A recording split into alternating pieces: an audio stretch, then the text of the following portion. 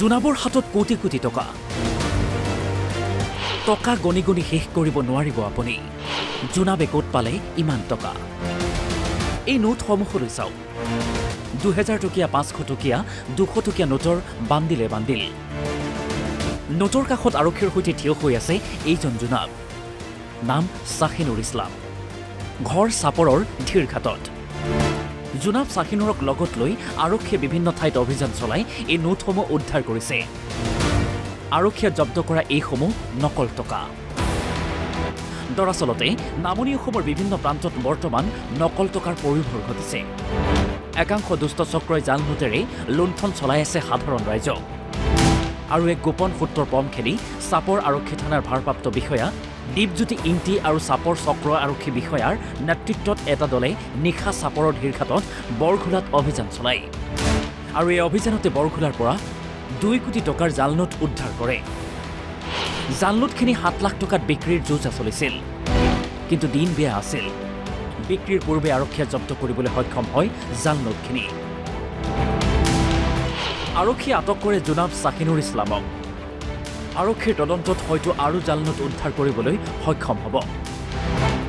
লগতে এই জাল নোটসমূহ ক'ৰ পৰা কেনেকৈ দুষ্ট চক্ৰৰ হাতলৈ আহিছে সেই কথাও পোহৰলৈ আহিব আমার এইটো জায়গাটার নাম আছে বড়গোলা কিন্তু আমার চাপর থানার আমার ওসি স্যার আইছে আমার আইসি আইছে আমার সিআই স্যার আইছে আহি কিনে আমার এই জায়গাত 2 নম্বর টাকাটো উদ্ধার করিল আর ল'ৰাটোৰ নাম আছিল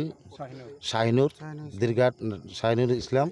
আৰু তাৰ দেউতাৰ নাম হ'ল কালাম কিমান টকা পাইছে 2 কোটি মান সব জাল নোট 2 কোটি টাকা উদ্ধাৰ কৰিল আমাৰ বৰগোলাৰ পৰা এই ৰাস্তাত থেকে উদ্ধাৰ কৰিছে কি কাৰণে আনিছিল এই টকাখিনি ইয়াত এই টকাটো বেলেগক দিব ঠকাব মানে বিজনেছ ঠক প্ৰবচন কৰিছিল মানে 7 লাখ টাকা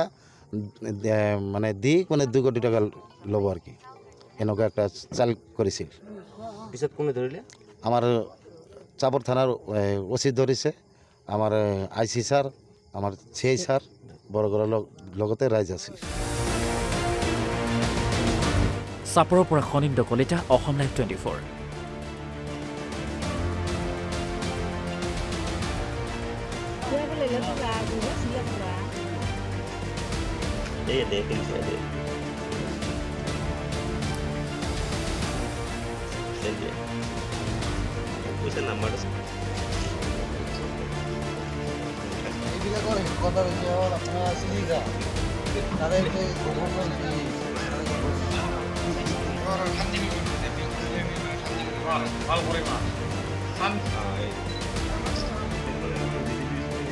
Masa? Tidak pula pada itu ada kunci.